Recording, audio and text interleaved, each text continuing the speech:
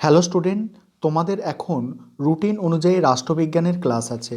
তোমরা যারা HS target রাষ্ট্রবিজ্ঞান 2022 এই কোর্সটা নিয়েছো, তোমাদের আজকের ক্লাসে আমি আলোচনা করব এই তিনটে প্রশ্ন হচ্ছে 5 নম্বর অধ্যায় থেকে।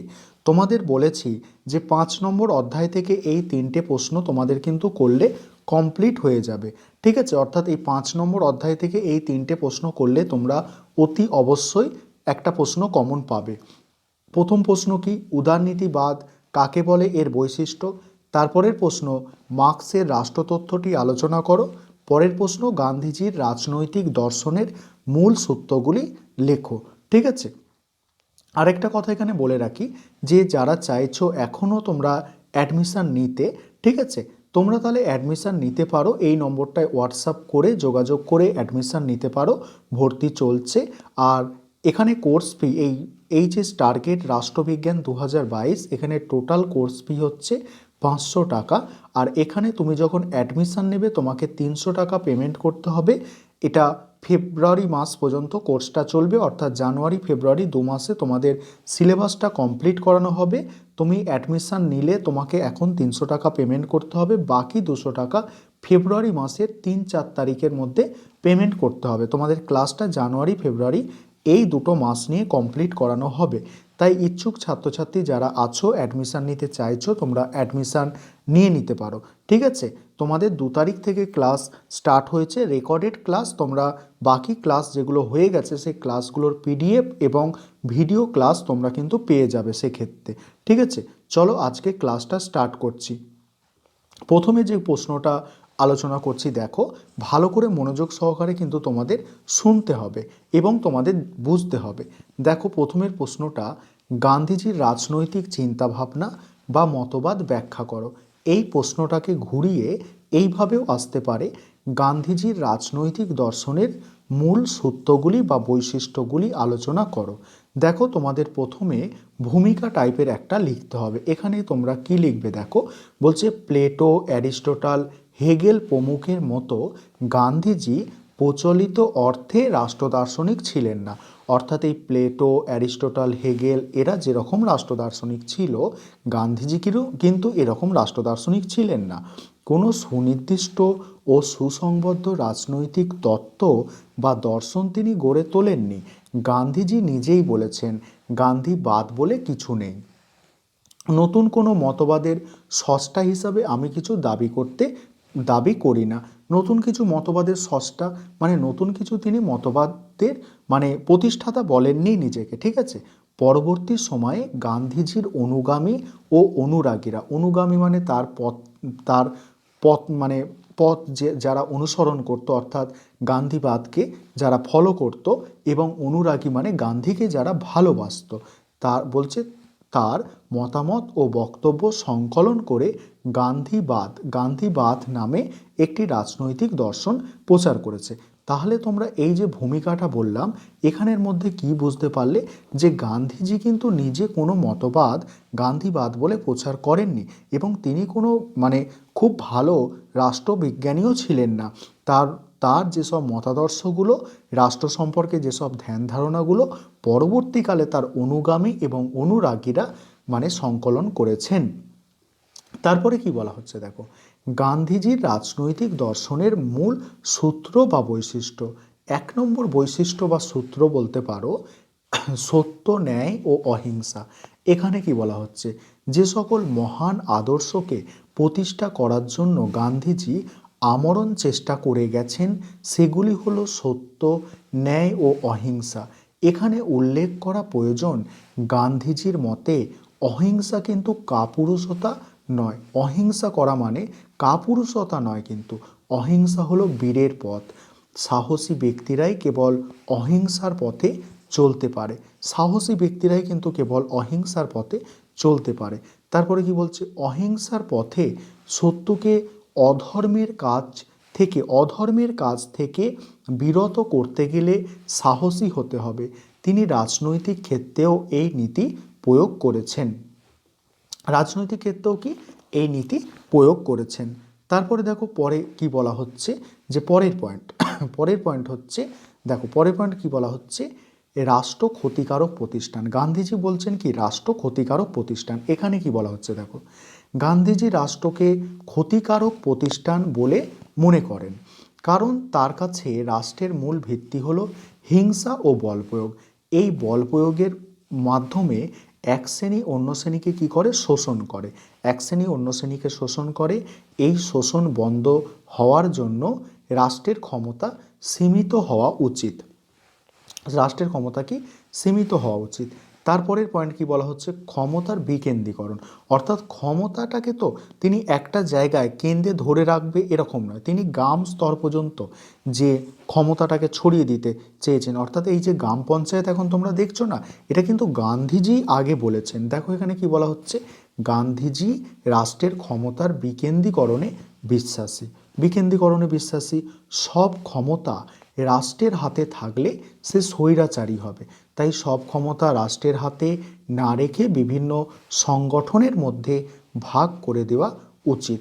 এর জন্য তিনি ন্যায় পঞ্চায়েত ব্যবস্থাকে গণতন্ত্র প্রতিষ্ঠার অন্যতম শর্ত বলে মনে করেন।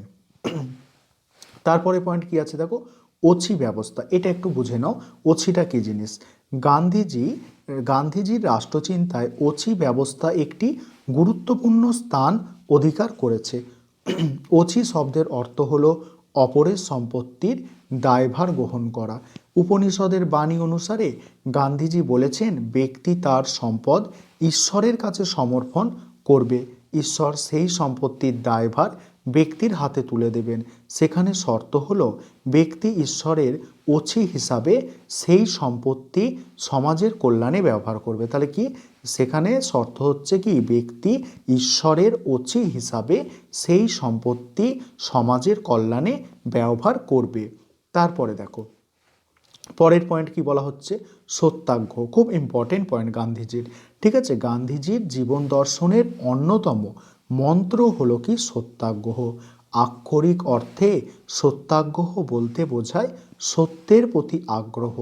মানুষ যদি সত্যকে ধরে থাকে এবং অহিংসার মাধ্যমে সত্যের পথে এগিয়ে যায়, তাহলে অপরের হৃদয় জয় করা যায়। তাই বলে এটি দুর্বল এর লক্ষণ নয়। অসহযোগ আন্দোলন, আইন অমান্য আন্দোলন প্রভৃতি সত্যাগ্রহের পদ্ধতি। তারপরের পয়েন্ট দেখো, পরের পয়েন্ট আছে সর্বোদয় তত্ত্ব। এখানে কি বলছেন গান্ধীজি দেখো, গান্ধীজির রাজনৈতিক চিন্তায় সর্বোদয় তত্ত্ব অনেকটা জায়গা জুড়ে আছে। সর্বোদয়ের অর্থ হলো সকল মানুষের উদয় বা উন্নতি। ইংল্যান্ডের হিতবাদীরা বলেছেন, রাষ্ট্রের কাজ হলো সর্বাধিক মানুষের সর্বাধিক কল্যাণ। কিন্তু গান্ধীজি বলেছেন, বেশি মানুষের নয়, সব মানুষের উন্নতি বিধান আমাদের লক্ষ্য হওয়া উচিত। এটাকেই বলা হচ্ছে সর্বোদয় তত্ত্ব, অর্থাৎ সব মানুষের কল্যাণ। এবারে দেখো সমালোচনা। প্রথমত কি লিখবে দেখো, গান্ধীজির রাজনৈতিক চিন্তাধারার মধ্যে স্ববিরোধ আছে। একদিকে তিনি রাষ্ট্রহীন গণতন্ত্রের কথা বলেছেন, আবার অন্যদিকে রাষ্ট্রের ক্ষমতাকে সীমিত করার কথা বলেছেন। দ্বিতীয়ত দেখো, দ্বিতীয় যে পয়েন্ট, দ্বিতীয় সমালোচনায় কি লিখবে সেটা দেখো, গান্ধীজি হিংসার প্রতীক হিসাবে রাষ্ট্রের অবলুপ্তি বা তার ক্ষমতাকে সীমিত করতে চেয়েছেন, কিন্তু বর্তমানে রাষ্ট্র হলো কল্যাণকর রাষ্ট্র। তারপরে দেখো, এবারে তোমাদের একটা উপসংহার লিখতে হয়। দেখো ভালো করে মনোযোগ দিয়ে দেখো, সমালোচিত হলেও গান্ধীজির রাষ্ট্রচিন্তাকে অস্বীকার করা যাবে না। তিনি রাজনীতির ক্ষেত্রে সত্য ও অহিংসার নীতি প্রয়োগের কথা বলেছেন। রাজনীতি থেকে যদি সত্যবাদিতাকে দূরে রাখা যায়, তাহলে রাজনীতি কলুষিত হবে। আর যদি হিংসাকে প্রশ্রয় দেওয়া যায়, তাহলে সমাজের শান্তি বিঘ্নিত হবে। ঠিক আছে, এটা তোমাদের প্রথম প্রশ্নর অ্যান্সার হলো। আবারও বলছি, যেসব ছাত্রছাত্রীরা অ্যাডমিশান নিতে চাইছো তোমরা অ্যাডমিশান নিয়ে নাও। তোমরা সেক্ষেত্রে সমস্ত ক্লাসের কিন্তু ভিডিও ক্লাসের সঙ্গে সঙ্গে পিডিএফগুলোও পাবে। আর তোমাদের এখানে তো ছোট প্রশ্ন, বড় প্রশ্ন, টেস্ট পেপার, এই 2 মাসের মধ্যে প্রায় সমস্ত কিছু কমপ্লিট করানো হবে। সঙ্গে তোমাদের একটা মক টেস্ট নেওয়া হবে সম্পূর্ণ 80 নম্বরের। চলো দেখো পরের প্রশ্ন। পরের প্রশ্ন কি, মার্ক্সের রাষ্ট্র সম্পর্কিত তথ্যটি আলোচনা করো। খুব গুরুত্বপূর্ণ একটা প্রশ্ন, আর খুব ভালোভাবে নোটগুলো গুছিয়ে লেখা আছে খুব সহজ ভাষায়, যাতে তোমরা মনে রাখতে পারো এবং তোমরা পরীক্ষায় লিখলে যাতে ফুল মার্কস অর্থাৎ 8-এ 8 পেতে পারো। এখানে কি বলা হচ্ছে দেখো, বৈজ্ঞানিক সমাজবাদের জনক কার্ল মার্কস। এই কার্ল মার্কস তার বন্ধু এঙ্গেলসের সহযোগিতায় লেখা manifesto of the communist party গ্রন্থে রাষ্ট্রের উৎপত্তি ও প্রকৃতি ব্যাখ্যা করেছেন। প্রথমে দেখো পয়েন্ট করা আছে মার্কসের রাষ্ট্রতত্ত্ব। মার্কসের রাষ্ট্র সম্পর্কিত তত্ত্বগুলি হলো, দেখো 1 নম্বর পয়েন্ট কি বলা হচ্ছে, হঠাৎ করে রাষ্ট্রের উৎপত্তি হয়নি। এখানে কি বলা হচ্ছে দেখো, কার্ল মার্কস মনে করেন রাষ্ট্র হলো বল প্রয়োগের ওপর প্রতিষ্ঠিত একটি কৃত্রিম প্রতিষ্ঠান। আদিম সাম্যবাদী সমাজে রাষ্ট্র ছিল না। পরবর্তীকালে জনসংখ্যা বৃদ্ধি ও প্রাকৃতিক সম্পদের যোগান হ্রাস পাওয়ায় মানুষে শ্রেণীদ্বন্দ্ব সৃষ্টি হলে শোষণ ও বল প্রয়োগের প্রয়োজন হয়। শ্রেণীদ্বন্দ্ব অর্থাৎ বড়লোক শ্রেণী, গরিব শ্রেণী এরকম যখন সৃষ্টি হচ্ছে তখন তাদের মধ্যে দ্বন্দ্ব সৃষ্টি হচ্ছে, ঠিক আছে। আর যার ফলে সমাজের এক বিশেষ শক্তি হিসাবে মানুষই রাষ্ট্র নামক প্রতিষ্ঠান তৈরি করে। তারপরের পয়েন্ট কি আছে দেখো, রাষ্ট্র শ্রেণী শোষণের হাতিয়ার। এখানে কি বলা হচ্ছে, মার্কসের মতে রাষ্ট্র হলো শ্রেণী শোষণের যন্ত্র। এই যন্ত্র প্রয়োগ করে এক শ্রেণী অন্য শ্রেণীকে শাসন ও শোষণ করে বিশেষ করে সবলরা দুর্বলদের শোষণ করে। তারপরের পয়েন্ট দেখো, পরের পয়েন্ট কি বলা হচ্ছে, বলছে বিভিন্ন সমাজ ব্যবস্থায় রাষ্ট্র। মার্কস ও এঙ্গেলস বিভিন্ন সমাজ ব্যবস্থায় রাষ্ট্রের প্রকৃতি ও ভূমিকাকে 5টি পর্যায়ের মাধ্যমে বিশ্লেষণ করেছেন। যথা কি আছে দেখো, আদিম সাম্যবাদী সমাজ, 2 হচ্ছে দাস সমাজ, 3 হচ্ছে সামন্ততান্ত্রিক সমাজ, ধনতান্ত্রিক সমাজ, আর হচ্ছে সমাজতান্ত্রিক বা সমাজতান্ত্রিক সমাজ। আদিম সাম্যবাদী সমাজে শ্রেণী শোষণ না থাকায় রাষ্ট্রের উৎপত্তি ঘটেনি। পরবর্তীকালে দাস, সামন্ততান্ত্রিক, ধনতান্ত্রিক সমাজ ব্যবস্থায় রাষ্ট্রকে শ্রেণী শোষণের যন্ত্র হিসাবে ব্যবহার করে মালিক শ্রেণী শ্রমিক শ্রেণীকে শোষণ করতে থাকে। তারপরে কি বলা হচ্ছে দেখো, এর ফলে সামন্ততান্ত্রিক সমাজ ব্যবস্থায় শ্রেণী শোষণের অবসান ঘটার ফলে রাষ্ট্রের অস্তিত্ব অবলুপ্ত হয়। পরের পয়েন্ট, রাষ্ট্রের অবলুপ্তি। এখানে কি বলা হচ্ছে দেখো, সমাজতান্ত্রিক সমাজে শোষণের অবসান ঘটলে রাষ্ট্রের প্রয়োজন ফুরিয়ে যাবে, ফলে শ্রেণীহীন শোষণহীন সাম্যবাদী সমাজ গড়ে উঠবে। এই সাম্যবাদী সমাজের মূল নীতি হবে প্রত্যেকে তার সামর্থ্য অনুযায়ী কাজ করবে এবং প্রয়োজন অনুযায়ী ভোগ করবে। এবারে দেখো সমালোচনা। এখানে কি বলা হচ্ছে দেখো, সমালোচনাতে কি বলা হচ্ছে, মার্কসের রাষ্ট্রতত্ত্ব সমালোচিত হয়েছে। প্রথমত কি বলা হচ্ছে, মার্কস বলেছেন রাষ্ট্র একটি শোষণের যন্ত্র ছাড়া আর কিছু নয়, কিন্তু বর্তমানে রাষ্ট্র মানুষের কল্যাণ কাজে অংশ নিচ্ছে বলে রাষ্ট্রকে বলা হয় কল্যাণকর রাষ্ট্র। তারপরে দ্বিতীয়ত কি বলা হচ্ছে দেখো, মার্কস তার রাষ্ট্রতত্ত্বে বিপ্লবের অনিবার্যতার কথা বলেছেন। বিপ্লবের কি অনিবার্যতার কথা বলেছেন। আর এই বিপ্লব হবে শিল্পপ্রধান দেশে, কিন্তু বাস্তবে তা হয়নি। তৃতীয় সমালোচনা দেখো, মার্কস বলেছেন বিপ্লবের পর শোষণের অবসান ঘটবে, শোষণ না থাকলে রাষ্ট্রের প্রয়োজন ফুরিয়ে যাবে, রাষ্ট্রের অবলুপ্তি ঘটবে, কিন্তু বাস্তবে তা হয়নি। এবারে দেখো উপসংহার। এখানে কি লিখতে হবে তোমাদের, উপরিক্ত সমালোচনা সত্ত্বেও বলা যায় রাষ্ট্রের উৎপত্তি ও প্রকৃতি বিষয়ক মতবাদগুলির মধ্যে শুধুমাত্র মার্ক্সবাদী বিজ্ঞান নির্ভর। তাই বলা যেতে পারে রাষ্ট্র সম্পর্কে মার্ক্সীয় ধারণা যেমন সত্য ছিল, সত্য আছে, তেমনি ভবিষ্যতেও থাকবে। তারপরে আমাদের শেষ যে প্রশ্নটা আছে দেখো, উদারনীতিবাদ বলতে কি বোঝো? খুব ইম্পর্টেন্ট প্রশ্ন। এর বৈশিষ্ট্য বা সূত্রগুলি লেখো। ভালো করে শুনবে। উদারনীতিবাদ বর্তমানে একটি জনপ্রিয় মতবাদ হিসাবে আত্মপ্রকাশ করেছে। উদারনীতিবাদ বা লিবারিজম শব্দটি ল্যাটিন শব্দ লিবার থেকে এসেছে। লিবার শব্দের অর্থ হলো স্বাধীন, সুতরাং উদারনীতিবাদের অর্থ হলো ব্যক্তি স্বাধীনতার মতবাদ, অর্থাৎ যে মতবাদ ব্যক্তির স্বাধীন চিন্তা ও স্বাধীন মত প্রকাশের উপর গুরুত্ব আরোপ করে, স্বাধীনতার অধিকার ও ব্যক্তিগত সম্পত্তির অধিকার প্রভৃতিকে ব্যক্তিত্বের বিকাশের অধিকার বলে মনে করে, তাকে বলে উদারনীতিবাদ। তারপরে দেখো, এনসাইক্লোপিডিয়া ব্রিটানিকাতে বলা হয়েছে উদারনীতিবাদ হলো এমন একটি ধারণা যা সরকারের কর্মপদ্ধতি ও নীতি হিসাবে, সমাজ গঠনের নীতি হিসাবে এবং ব্যক্তি ও সমাজের জীবন দর্শন রূপে স্বাধীনতাকে গ্রহণ করে।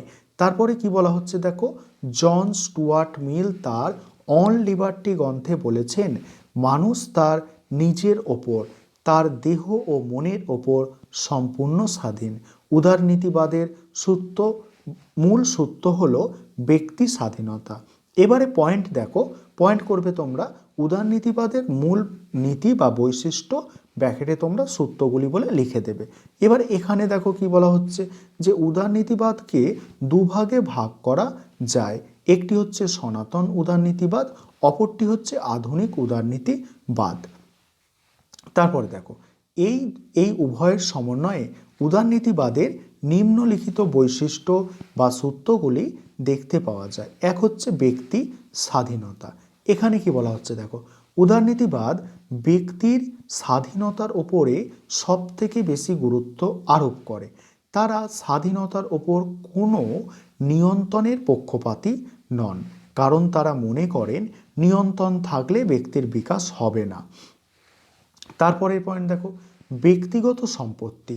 উদারনীতিবাদ নাগরিকদের ব্যক্তিগত সম্পত্তির অধিকার স্বীকার করে, কারণ এতে ব্যক্তি কাজকর্মের উৎসাহ পায়, ফলে দেশের অর্থনৈতিক উন্নতি ঘটে।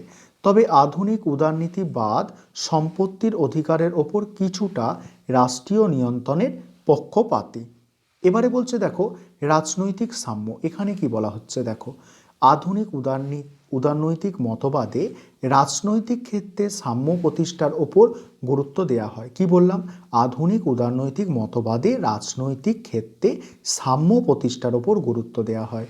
এর জন্য জনগণের শাসন বা গণতান্ত্রিক শাসন প্রতিষ্ঠার কথা বলা হয়।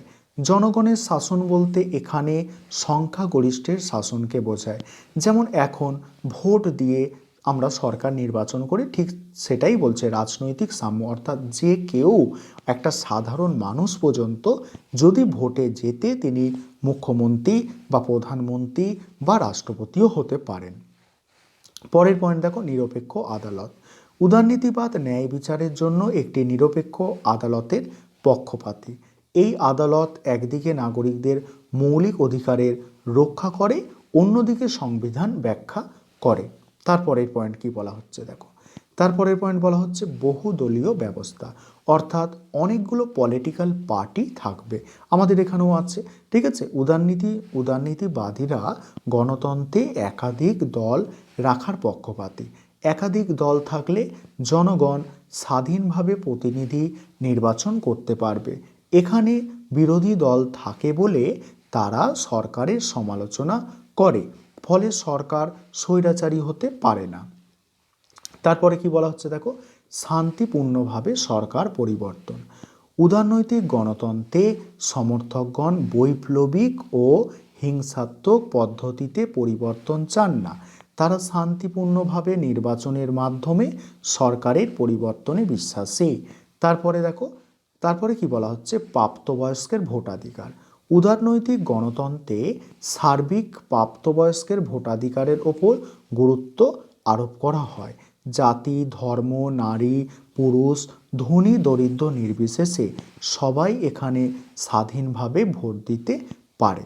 এবারে কি আছে দেখো, পরের পয়েন্ট, সংখ্যালঘুর স্বার্থ রক্ষা। এই উদারনীতিবাদে সংখ্যালঘুর স্বার্থ রক্ষার বিষয়টিকে গুরুত্ব দেওয়া হয়। সংখ্যালঘুরা যাতে সংখ্যাগরিষ্ঠের হাতিয়ারে পরিণত না হয়, সেই জন্য সংখ্যালঘুদের প্রতিনিধিত্বের ওপর বিশেষ গুরুত্ব আরোপ করা হয়। এবারে পরের পয়েন্ট আছে দেখো, ন্যূনতম রাষ্ট্র। এখানে কি লিখবে দেখো, ন্যূনতম রাষ্ট্রে নয়া উদারনীতিবাদে রাষ্ট্রের ভূমিকাকে পরিবর্তন ঘটানো হয়, অতি ক্ষমতাশালী ও আমলাতান্ত্রিক রাষ্ট্রের বদলে ন্যূনতম রাষ্ট্রের ধারণাকে ফিরিয়ে আনা হয়। পরের পয়েন্ট, পরে এতগুলো পয়েন্ট না লিখলেও হবে তোমাদের, ঠিক আছে। তারপরে তোমরা লিখবে সমালোচনা। সমালোচনা বলে এবারে প্রথমত দিতে পারো বা 1 নম্বর 2 নম্বর দিয়েও লিখতে পারো। 1 নম্বর কি, উদারনীতিবাদে রাজনৈতিক সাম্যের কথা বলা হলেও অর্থনৈতিক সাম্যের কথা বলা হয়নি, অথচ অধ্যাপক ল্যাস্কি বলেছেন অর্থনৈতিক সাম্য ছাড়া রাজনৈতিক সাম্য অধিকার অর্থহীন। 2 নম্বর সমালোচনা দেখো, উদারনীতিবাদ রাষ্ট্রের ক্ষমতাকে সীমিত করতে চায়, অথচ ব্যক্তির বিকাশের জন্য যে পরিবেশ দরকার তা রাষ্ট্র সৃষ্টি করে। তারপরে উদারনীতিবাদ ব্যক্তিগত সম্পত্তির অধিকার স্বীকার করে, কিন্তু ব্যক্তিগত সম্পত্তি সমাজে কি বৈষম্য সৃষ্টি করে। তারপরে দেখো এবারে লিখতে হবে তোমাদের মূল্যায়ন। এখানে কি লিখবে দেখো, এখানে কি লিখবে, সমালোচিত হলেও উদারনীতিবাদ ব্যক্তি স্বাধীনতার পক্ষে মত প্রচার করে মানুষের মর্যাদা ও গণতান্ত্রিক মূল্যবোধকে প্রতিষ্ঠা করতে চেয়েছে। ব্যক্তিগত উদ্যোগকে স্বাগত জানিয়ে জাতীয় সম্পদ বৃদ্ধির পথ সুগম করেছে। এই ছিল আজকে ক্লাস। তোমাদের কোনো রকম সমস্যা বা জিজ্ঞাসা থাকলে তোমরা হোয়াটসঅ্যাপে জিজ্ঞাসা করতে পারো। আর আরেকটা কথা, যারা নতুন অ্যাডমিশান নিতে চাইছো তোমরা অ্যাডমিশান নিতে পারো। আবারও তোমাদের বলছি, সেই অ্যাডমিশান নেওয়ার জন্য তোমাদের কি করতে হবে, অ্যাডমিশান নেওয়ার জন্য তোমাদের এই নম্বরটায় হোয়াটসঅ্যাপ করে যোগাযোগ করতে হবে। আবারও বলছি, কোর্স ফি কত, কোর্স ফি হচ্ছে টোটাল আমাদের কোর্স ফি থাকছে 500 টাকা। এটা 2 মাসে তোমাদের কমপ্লিট করানো হবে, জানুয়ারি এবং ফেব্রুয়ারি মাসের মধ্যে। আর অ্যাডমিশান নেওয়ার সময় তোমায় 300 টাকা পেমেন্ট করতে হবে এবং ফেব্রুয়ারি মাসের 3-4 তারিখে বাকি 200 টাকা পেমেন্ট করতে হবে। এখানে তুমি কোর্সটার মধ্যে কি পাচ্ছ, বড় প্রশ্নের অ্যান্সার পাচ্ছ, অর্থাৎ সাজেশান অনুযায়ী তোমাদের বড় প্রশ্নের অ্যান্সার, প্রত্যেকটা অধ্যায় থেকে ছোট প্রশ্নের অ্যান্সার, অর্থাৎ এসএকিউ এমসিকিউ, সঙ্গে তোমাদের ডব্লিউবিটি এর টেস্ট পেপারটাও আলোচনা করে দেওয়া হচ্ছে, শর্ট প্রশ্নগুলো, এবং তোমরা একটা মক টেস্ট পাচ্ছ 80 নম্বরের, ঠিক আছে। এত কিছু তোমরা পাচ্ছ, কোর্স ফি মাত্র 500 টাকা। আর কোর্সটা রাখা হয়েছে, নামটা রাখা হয়েছে দেখতেই পাচ্ছ তোমরা, এইচএস টার্গেট রাষ্ট্রবিজ্ঞান 2022, অর্থাৎ তোমাদের এইচএসকে টার্গেট করে এগোতে হবে। আর যারা ভাবছো এক্সাম হবে না তাদের বলে রাখি, তোমরা দেখছো যে ভ্যাকসিনেশন প্রায় হয়ে যাচ্ছে, সমস্ত ছাত্রছাত্রীদের হয়ে যাচ্ছে। আর যেহেতু বেশিরভাগ স্কুলেই কোভ্যাক্সিন দেওয়া হচ্ছে, অর্থাৎ 28 দিন পরে ডবল ডোজ অর্থাৎ দ্বিতীয় ডোজটা দেওয়া হবে। তোমরা বুঝতেই পারছো তোমাদের এইচএস পরীক্ষার অনেকটাই বাকি আছে, ততদিন সমস্ত ছাত্রছাত্রীদের ভ্যাকসিন দেওয়া কমপ্লিট হয়ে যাবে। সুতরাং পরীক্ষা যে হবে না এটা কিন্তু একেবারে মানা যাচ্ছে না। কারণ দেখো, এই পরীক্ষা হওয়ার অনেক যুক্তি আছে, কারণ 17-18 তারিখ থেকে এবিপি আনন্দ, অর্থাৎ এবিপি আনন্দ নয়, সরি, 24 ঘন্টা, জি 24 ঘন্টায় কিন্তু তোমাদের জন্য সরকারিভাবে আবার কিন্তু ক্লাস স্টার্ট করছেন বোর্ডের পক্ষ থেকে, ঠিক আছে স্যারেরা।